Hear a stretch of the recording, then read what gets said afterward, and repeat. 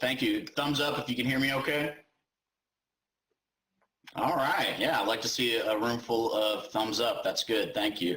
I want to thank the Iowa DLA for inviting me to join you today to be able to interact with everyone. My goals for our presentation on reflecting on the past and present to prepare for the future is really, I want to engage your minds. I want you to think about some things, and I want to share some of my experiences along the way, and I hope you do the same. So we're going to try to make this as interactive as we can. So I think maybe Carly's staying close to the computer there. I was listening to your intros and was able to hear some of the things that you shared, but obviously with the webcam in a ballroom, sometimes I heard a word or two, and sometimes I missed a word or two. So I think she's going to help us as we go through our presentation today. So yeah, thank you for that intro, Devram. When it almost feels like 3 lifetimes for me when I hear all that stuff all together. When I started, my hairline, I think, was a little closer down to here, and as time has gone on, it's slowly just kind of drifted back across my head. Like was mentioned, I am currently the director of partnerships and collaboration with I2I Technologies. This is a sketch note that one of my colleagues, Roxanne Glauser, put together that gives a little bit of a background to the type of company I2I Technologies is. And, my personal mission is to help people and make a positive difference. And at the core, that's what I2I Technologies does as well. You can see those 3 words at the center of that sketch note: simple, flexible, and dependable. And that's kind of our belief and my personal belief, and all technology solutions should have all 3 of those variables if you're going to be able to have success with them. Chuck gave a great overview of the USDLA, and that's my other current role right now, is the United States Distance Learning Association president. And it sounded like he gave you the full detailed mission and purpose, and I like to summarize it with that one sentence. The mission and purpose of the USDLA is to support the development and application of distance learning by united learners around the world. That's what we're really trying to do there. And you can see the other unique thing about the USDLA is all of those different communities that are included within the organization. Often now you'll see distance learning in just about every organization out there that has anything to do with learning or technology. And I think one of the unique things about the USDLA is it's representing all of those groups together and trying to bring all of those groups together to talk about what are best practices, what are some of the challenges that we're all facing, and how can we solve those challenges together. Just like Chuck, my own experience was first through my state chapter. Being from Texas, I joined the Texas DLA, and I can remember the first time going there, realizing, hey, here are my people, right? I was working in an organization doing a lot of video conferencing and distance learning, and anytime I talked to anybody, nobody really knew what I was talking about. I went to the TXDLA and was like, oh my goodness, here is everybody else that is doing what I'm doing.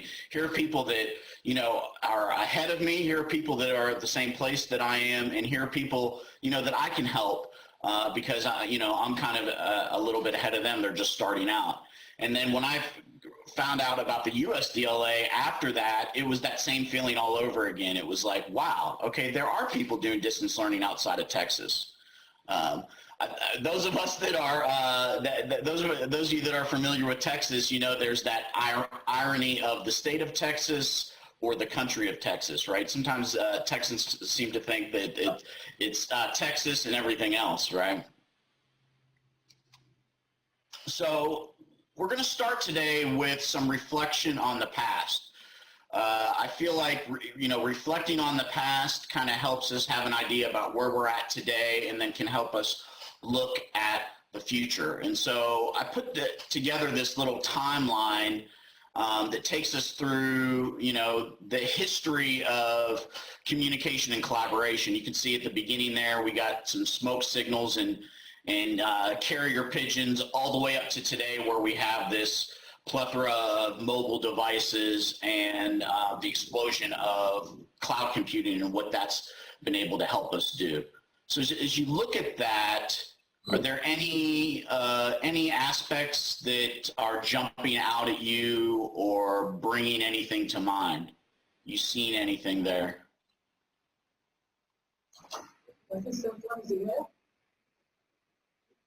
He's questioning 1971 and email.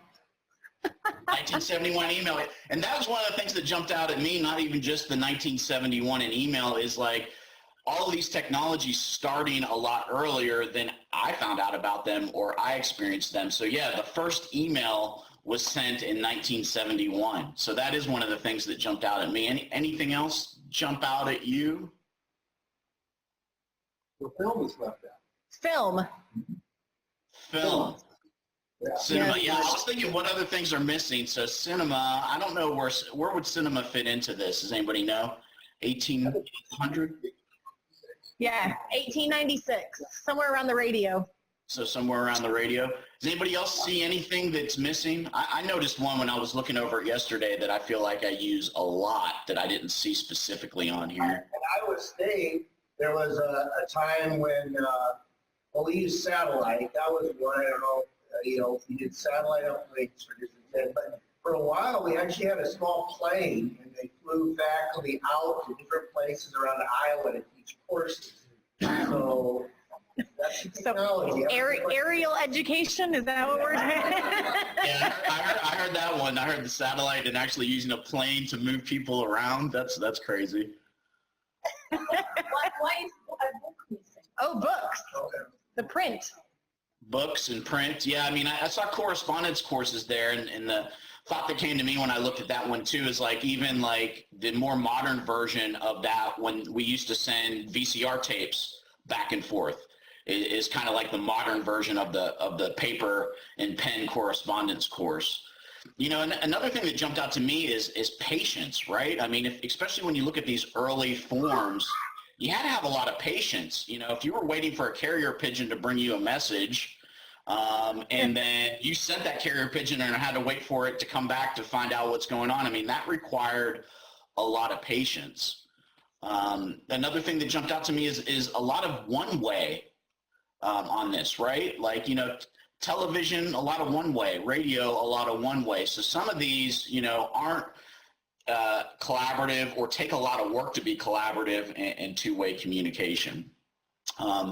The other thing I thought too is misinterpretation or misunderstanding. I mean, especially like you think about that smoke signal, that very first early one, it's like, okay, is that a dark ring? And what was the dark ring supposed to mean again? You know, I could see a lot of miscommunication and misunderstanding happening. I mean, think about even email. Like sometimes you get an email and you're like, what in the world is this supposed to be? I don't even understand what this means. Or text messaging. That was the one that I felt like, you know, was missing on here. Text messaging. The first text message was sent in 1993. And I was thinking text messages, you know, I have a 16-year-old daughter and like, she'll send me text messages sometimes and I'm like, okay, let me Google those 3 letters and find out what the heck that is supposed to mean. I don't even understand that. Or, you know, even with emojis now, right? Like, it's like, what is that emoji supposed to mean? Yeah, I'm sure. Gaming. Where's the desktop computer? Oh, gaming and desktop computers. Gaming, desktop computers. Any others?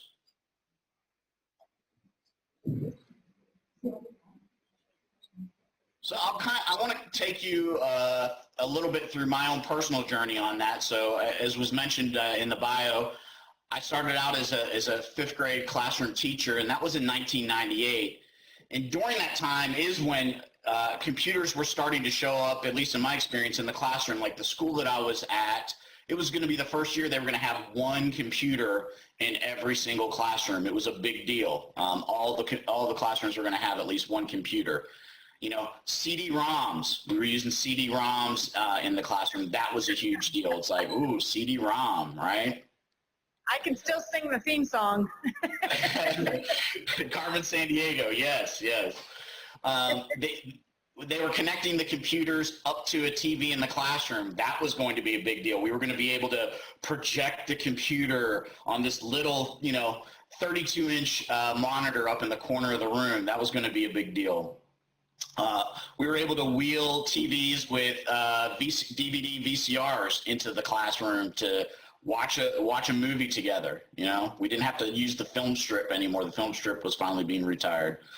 And then, over time that kind of advanced into, okay, well, hey, let's get this projector. We can afford to buy a projector for the campus. Let's strap that to a cart so we can share that with all the classrooms. And then, so over time that advanced into, well, let's put a projector in every classroom. Let's get rid of that 32-inch TV. It's too small. We can't see anything. Let's put a projector in every classroom to share things. And then we started seeing laptop carts show up. So then it was like, okay, well, instead of having 1 or 4 computers in a classroom where we're having to move people around, let's give everybody a computer. At least we can move that cart around so classrooms can experience that. So we were seeing laptop carts show up. And I don't know if anybody recognizes this, but this was a interactive response system. So this was another new thing that kind of showed up where I was like, oh, that's interesting. How can I use this to engage my students and engage my learners? So all of these things were kind of like the everyday thing that showed up. And then one day in the campus that I was on, this stuff showed up. And I was like, that looks a lot different than anything else that I'd seen before. It was kind of a game changer. I had not seen this huge interactive whiteboard. You could see that huge control station over there. I was like, what is this exactly? And this is my first experience with video conferencing. And it really changed the way that I thought about technology.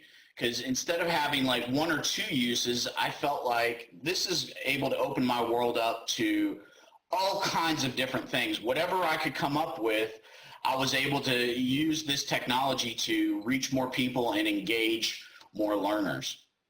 And so in addition to, we had these room-based systems, these big room-based systems, we also had systems that were set up on carts that we could move around into different classrooms to do different classroom experiences. These were a couple different carts that we had on that campus. And so, this was back in that time too, where all these different technologies that we're looking for, they weren't easy to use. It took a lot of, brain power. It took a lot of training. It took a lot of time. And you almost had to always have like multiple backup plans. You couldn't really depend on it, right? Like those 3 things I talked about at the beginning, that simple, flexible, dependable. It's like, it wasn't simple. You really had to have a special skill and a special level of patience to work with this stuff. It wasn't generally very flexible. It was like, well, you could use it this way or this way. And if you can't use it this way or this way, you either have to restructure your lesson to do it, or you have to just let the technology go. And it sure as heck wasn't dependable. I mean, it was kind of like the days that it did work were those were the exceptions to the rule. Most days you were rolling through all your troubleshooting skills to get things to work the way that you wanted them to. So that's kind of the past. Okay, so let's walk into the present day where we're at today, what we're doing right now. I mean, this is kind of the everyday experience for me now. It's not hard for me to do these things now. It's easy. I don't even have to think about them. We did a little bit of coordination just between the two of us, between Carly and I, to set this connection up today. So the new normal is with these mobile devices, with this cloud experience, we're able to expand how we learn and how we work and not have to fit that into the technology. We're able to let the technology kind of help us do what we need to do. Here's a picture from the Texas Distance Learning Association conference. They had it 2 weeks ago. I was able to participate in that conference virtually. I'm based out of Houston. I didn't have to get in my car and drive out to Houston. I didn't have to get on a plane and fly out to Dallas. I was able to participate from my office virtually. So you can see there's a picture of me with in our exhibit booth there at the Texas DLA conference, and there's a picture of all of the past and present and future Texas DLA presidents all together there. And also, here's another example too. Chuck mentioned this, the USDLA is doing water cooler chat sessions. This was just last week. We did our first water cooler chat session. And again, we were able to kind of bring everybody together. We did not have to worry about the physical barriers to what we wanted to do, which was bring everybody together to have a conversation. So we're seeing that more and more across all kinds of different industries. You can see there's a guy out in the field connecting back to the office, talking, they're able to talk about some plans. He's probably like, hey, I'm out here, and whoever drew this up in the office, it ain't working. We're able to expand time zones, so it looks like here, based on this picture, they're probably working more in the evening. Definitely the background of the lady that they're connecting to looks like she's connecting in at night, and even in the background of the small team there. So it's able to help us, break those time barriers. Here, here's a picture of, some doctors working together. So, anybody that's been in a hospital, people are running around crazy. How do you pull people together to do some quick training? You can see you got two groups of people together. There's somebody, it looks like, up in the top left-hand corner presenting to them. So this is the new normal, right?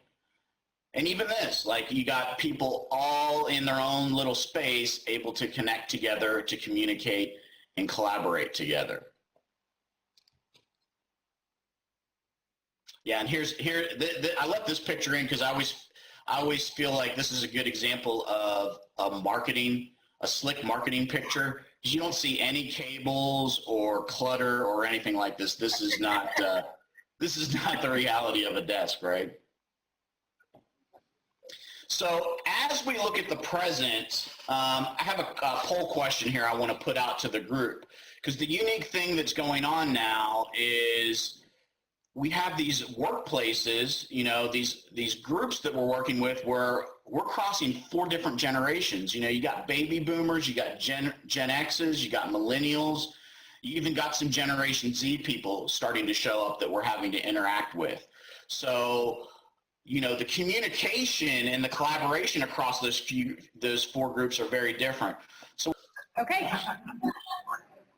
and I know this exposes some people that might not want to admit it, but we got some where are the baby boomers at in our room? Okay, we've got some hands for baby boomers. And remember, even if you feel like your date range is in that, but you identify more with another one. I saw about 10. 10, about 10 of you. What about the Gen Z or the Gen X folks? Sorry. Oh, that's me too. Okay. So about another 10? 15. 15, okay. Do we have any millennials? Any millennials in the group? Or people that identify with millennials too? Okay, got a couple millennials. 3. You got 3. Cool. Do we have any Gen Zs? We are all out. Yeah. You often don't see many millennials, and the Gen Zs are pretty out there early. So That's a good group. Yeah. So we have a little bit of everybody here. And so I want to pull this up, and I'm going to leave this up as I kind of talk a little bit about this so you can kind of take it in, and I want to try to have some conversation around this. We'll have to speculate with our Gen Z folks, but as we're trying to communicate and collaborate across our organizations, we have this mix of all of these different generations, right? So you have to look at these different preferences. So you can see, if the circle's all the way filled in, that's something that generation generally prefers, to 3/4 to half to 1/4 to not prefer. And so you got these in-person meetings. You got your virtual online meeting with no video. So, think about like maybe you attend a webinar where you can maybe see the content or maybe the presenter, but they don't see you. You got your virtual online meeting like we're doing today, where you can see me and hear me. I can see and hear you. Got your email. You got your team workspaces. You know, those are probably like maybe your share drives or SharePoint or your sharing areas, your Google Docs and Google Drive and things like that. You got your instant messaging. So you got your instant messengers, people that prefer to do the instant messaging typically on a computer, right? You got your enterprise social networking where they're kind of putting that like would be, you know, maybe stuff like Slack or maybe stuff like Salesforce and things like that.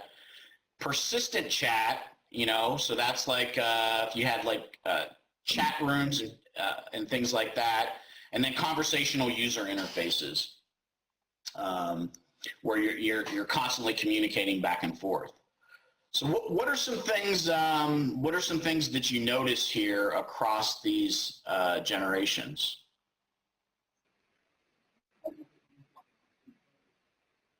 Is anybody noticing anything on this slide? You know, obviously compromise is the key to all successful relationships, right?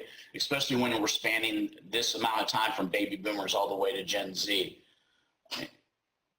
What are you noticing?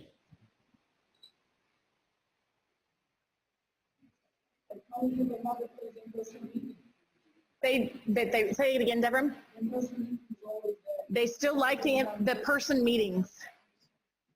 In-person meetings, right. So people still find, you can see all the way across, there's always prefer to at least somewhat prefer on across all those generations for in-person meetings. What else are you noticing? Email is dead. Well, not for everybody, right? Not for everybody. It's slowly Yeah, so dying. that's interesting, right? Like, so you got the baby boomers and the Gen Xers who are all in on that, right? They're like, this is the way I prefer to communicate. You got the millennials like, you know, probably depends on the situation for them, right? And then you got the Gen Z people that are like, I'm completely out. They're not even like, okay, maybe I do that. They're basically like, no, I ain't doing email. That's a problem, right? If you got a baby boomer or Gen Xer or even a millennial trying to communicate with a Gen Z through email, it's probably not going to happen, right? That's a problem. What else? I mean, with the in-person, they've changed how in-person, like in air quotes, happens. So if you're interfacing, you're still having this person-to-person exchange in a live, you know. Web-based or just live? So in-person actually means Physically in person, or if we at the bottom of the Gen Z, or if we're interfacing.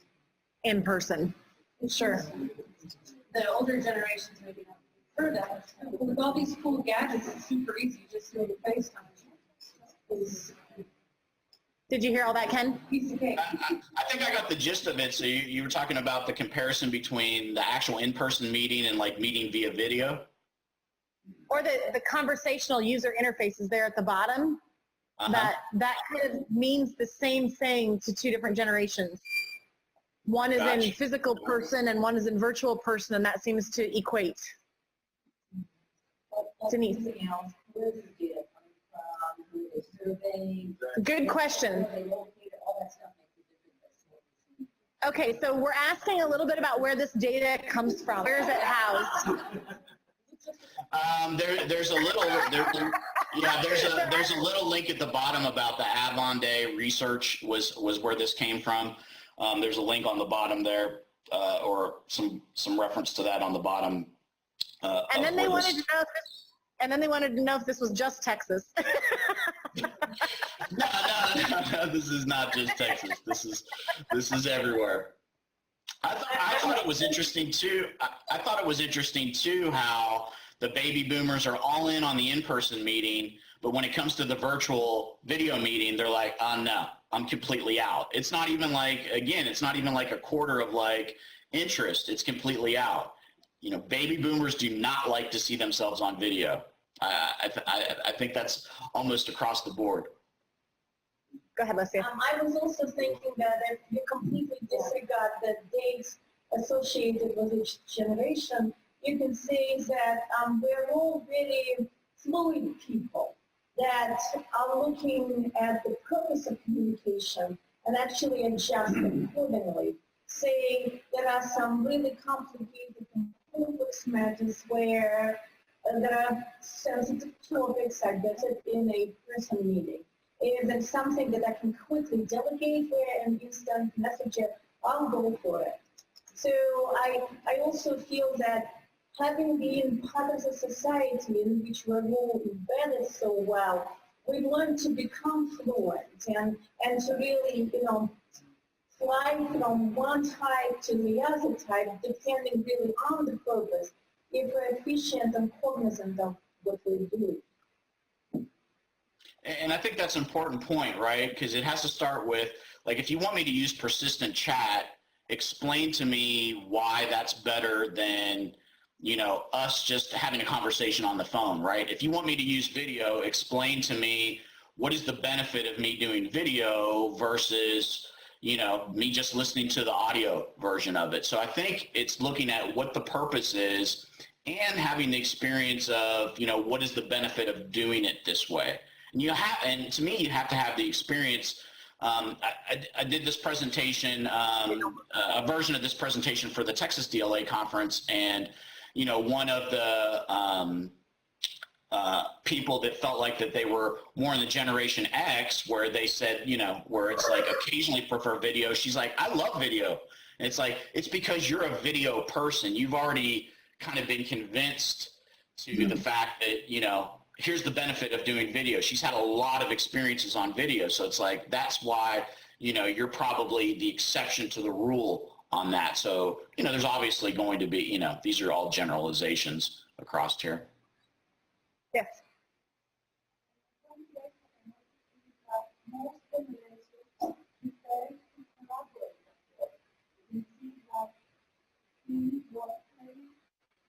There's a theme for collaboration in the workplace. A theme for collaboration? In the workplace, yes. Yes. All right. Well, I think when we look at all these things, and I think I heard that in saying that we're moving around, this is what typically happens, right? You have to multitask. You're getting hit with all those different ways to communicate and collaborate, all right? So you're forced to multitask. And how many of you, just by a quick show of hands, are, you feel like you're good multitaskers? You're good at multitasking. See some hands up there. Yep. Yeah. You see, the statistic that I found is 98% of us do not multitask very well. And in fact, only the 2% that do multitask well, they're just doing it. They're doing it at a level of good. They're still not great, right? I mean, you're still, how many of you, like, your phones have buzzed or anything where you maybe look down at your phone and you missed something that was going on during the presentation? Multitasking is really a myth. I equate it to this, right? To me, this is a good representation of multitasking. You're moving between those different plates and just keeping them spinning. You can't spin all of those plates at exactly the same time. You're shifting between each one of those. Can anybody see what the myth is? What's the biggest myth of this picture? Does anybody see?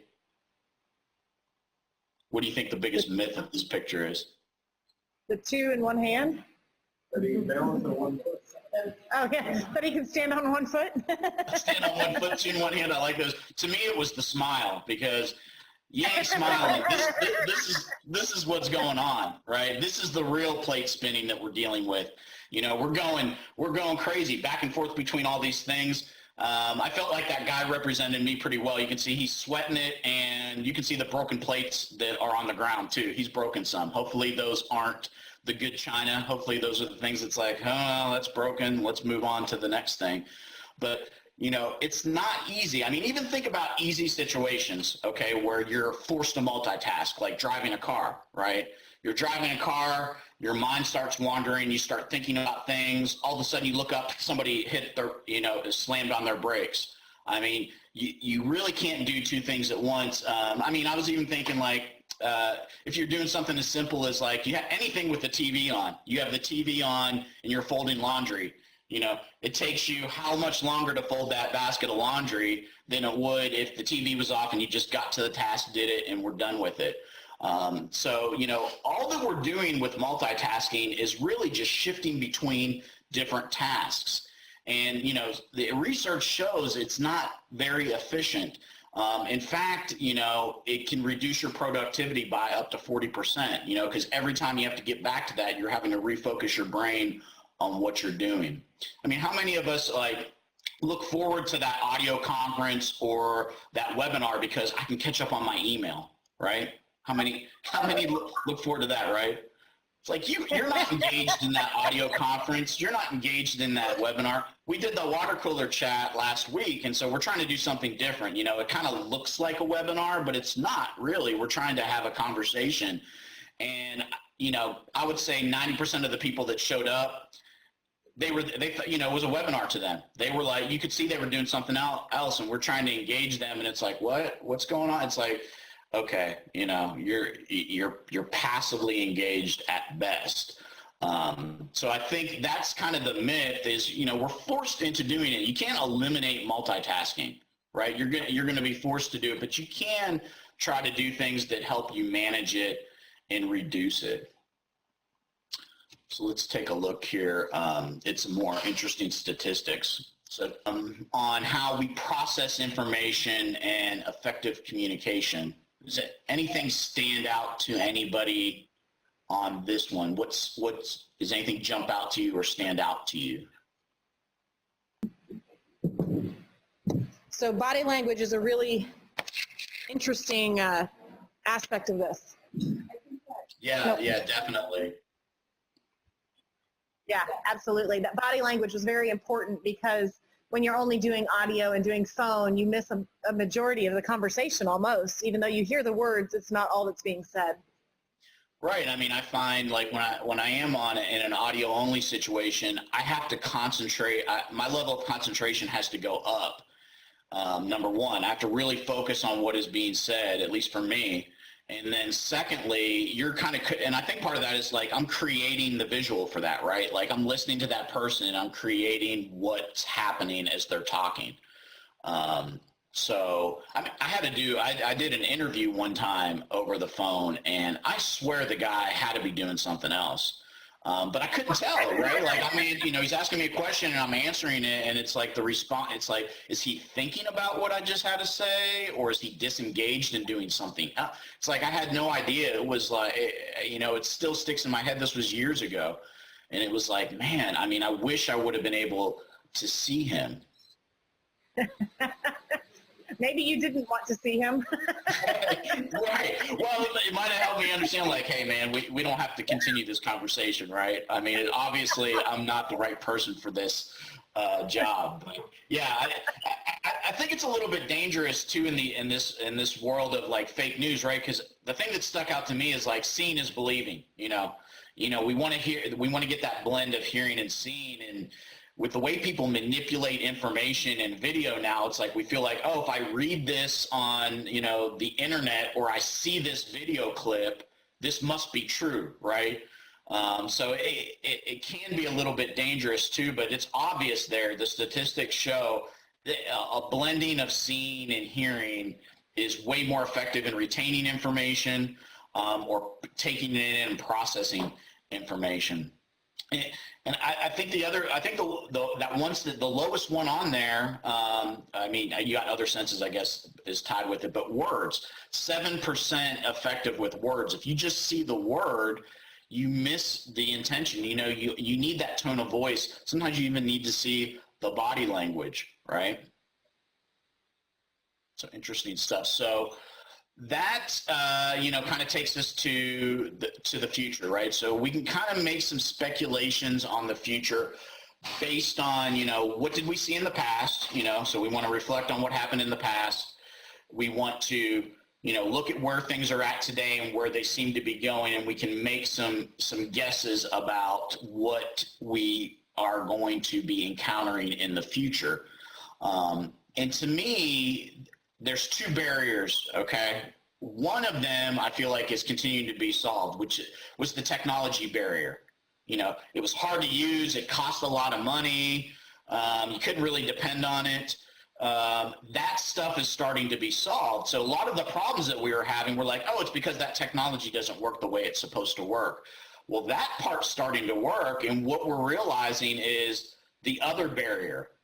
Okay, the other barrier is people. It's us. That's the hardest part. So all these things that we felt like were the technology's fault, it's like, it's really a people problem. It has nothing to do with the fact that it's Blackboard or it's Canvas or it's whatever the flavor of the month is, right? It's really about the people and change. That's the hard part. That's the most difficult part that's coming to the surface. So the good thing is we're finally able to focus on what are we trying to do, and not trying to say, well, here's what we're trying to do and let's make this technology fit that. We're able to say, let's focus on what we want to do, and then we'll plug the technology in that helps us do that, right? Yeah. So let's take a look at this here. But it's basically a chart that's showing the transition from how our organizations have traditionally worked and how they're evolving and transitioning into working here in the future. So like the very top one there, just to kind of highlight a couple of these to you, is, the workday. It was 9 to 5. Now we're seeing things transition into flexibility, right? You can work anytime. There's good and there's bad with that. I think I just saw a study come out last week, they're trying to pass some kind of bill or something like that where they don't want you, you're not going to be able to contact employees during off hours, right? Is that the solution? I don't know, but it's like when we're transitioning from how things used to be traditionally to where they are in the future, it's real murky and everybody's trying to feel their way around it.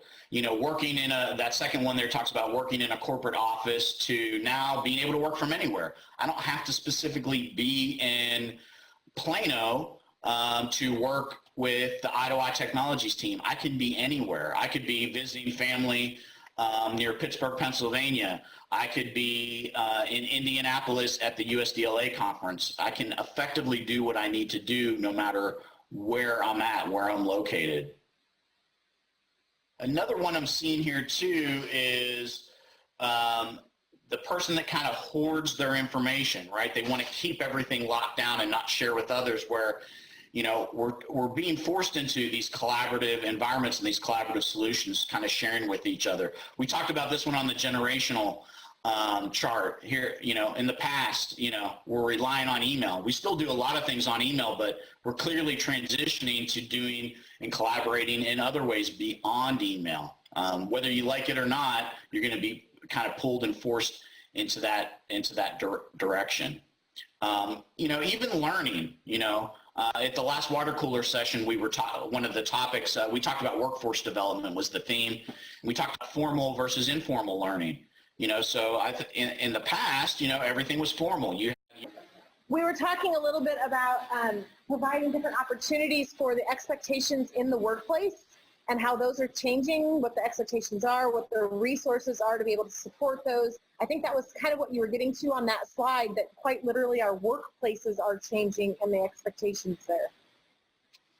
Right, and I would say it's everything that's changing, right? It's workplaces, it's our learning communities, it's our personal stuff. The expectations are changing there. So, where before a phone call might have been good enough, it's like, well, let's FaceTime and let's have a conversation, let's share this experience together. So I do feel like you guys are right on the money. I mean, it's transitioning to setting different expectations and not making assumptions of let's keep doing it the same way that we've always done it. Let's take a look let's step back, okay? And this is one of the things that I try to help people do all the time, is like, instead of saying, this is what we need to use, this is what we need to do, it's like, okay, let's make note of that. Now let's step back and let's talk about what are the goals and objectives? What are we really trying to do here? Okay, let's focus on that first and foremost, and then we can go back and plug in the best ways for us to do that and talk about the pros and cons. It's like, okay, well, would the best thing for me to be in that room with you in Iowa? Yeah, it'd be best. you wouldn't have seen a video burp, I might have passed out and fell on the floor, but I would have still been in the room, right? So, the next best thing is like, okay, well, I can't be there in Iowa, but I can be there over video, so the goal is to be able to, like I talked about at the beginning, engage your minds and look at some things differently and, interact. We're able to do that in a different way, and not get so focused on, well, if you can't be in Iowa, you can't do this. It's like, okay, well, now let's step back. Let's look at what we're really trying to do, and let's talk about all the different ways that we can do that. So I think you're kind of right on the money. Now, I had another poll here. So when you think about your organizations, where do you think you're going to need the most help as we transition into the future? Do you think it's having more hands-on, like real experiences with things? Is it actually integrating the technology into the workflow? Is it effectively communicating and collaborating from anywhere? Or do you think you are going to need the most help, bringing in somebody to support what you're trying to do virtually? I think that's why the important thing is to focus on the process and not the technology. Is at least, there has to be some focus on the technology and how to use it. But I think the focus should be more based on the process. Why are we doing this? Because the technology is going to continue to change. You're going to switch platforms. Even if you stay on the same platform, that platform is going to continue to advance and add different things. And if you're focused on step 1, step 2, step 3, and not really understanding what you're doing, when that technology gets updated or that platform gets changed, it's going to be like starting all over again, right? So the focus needs to be on why are we doing this and how does it work, not like click button 1, click button 2, click button 3. And we would like to spend our time on training, structural design, but we're spending also a lot of time in integrating all these third-party tools with campus. There's these edu apps, and the vendors are starting to promote this idea where faculty go out, find an edu app that's, install it in Canvas, just like you install an app on your phone. But there's all kinds of legal issues with student data and security, and so there's this great promise of the faculty being able to do this plug and play with the LMS and get the fine-tune the tools they want. Yet as a university, we have to check for security and student data issues and test it, and we're getting overwhelmed with and in fact, you're learning about these new tools, great, but how we integrate them and keep them up to date. Right, and I think I think you're summarizing B very well, because I mean, that's the thing, like the technology is getting easier, so that's all like, oh, plug and play, all you do is download this and follow the screen and you're golden. But then how do I actually put that into my workflow properly, right? I mean, I get that thing's easy to use, but how does that relate to how we do things at our organization? And I think that's the disconnect that we're seeing, is like, oh, it's super easy. All you do is like do this. And it's like, okay, now how does that work for me, Ken, at I2I Technologies? How does that help me at my university? How does that help me at my organization? That's the part that I think, is being dismissed. You're not focused on it. You're focused on what you're trying to do. It's discouraging, and it is discouraging to hear organizations that are still like, well, let's buy this and then let's figure out how to change everything that we do to fit that. That is just asinine. I mean, it really is. It's absolutely asinine to think that way. It's like, why would you do that? You want to focus on what you're trying to do first and foremost, and then you go and get the tools that help you do that. It's that whole, square peg, round hole, right? If you're trying to force a square peg into a round hole, I mean, that's just, not what you want to do. I always think like the video that always pops into my mind of how things, used to work, and, and there's still organizations that are working that way, is that Apollo 13. If you've ever seen that movie where, they're stuck up in space, and they got to figure out how to, you know, fix their problem with the materials they have. And the guy walks in, dumps all this stuff and says, here's what we got to work with. You know, how do we help them? I mean, it should always be the other way around, right? I mean, you only do that if you absolutely have to, and it's mission critical. It needs to go the other way. But no, I know we're about out of time. I thank you for letting me join you. I just wanted to reiterate a couple things that I heard Chuck say too, continuing your engagement. If you're available for the USDLA conference at the end of the month, it would be great to see you there.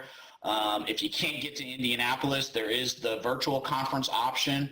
And if those dates don't work for you, I know with the virtual conference, they're planning to record the sessions. So you will be able to kind of catch the content afterwards, although you'd lose the interactive piece to it, but you'd at least be able to get to see the content. And the water cooler chat series, next Tuesday, we're doing the second one, and it's going to focus on another theme from the conference. So if you can join us for that, we're going to be looking at harnessing learner analytics and talking about like actually looking at the data and making some decisions based on that, and not just collecting data, but we just keep making stuff up as we go along. So maybe you can join us for that conversation. So otherwise, good.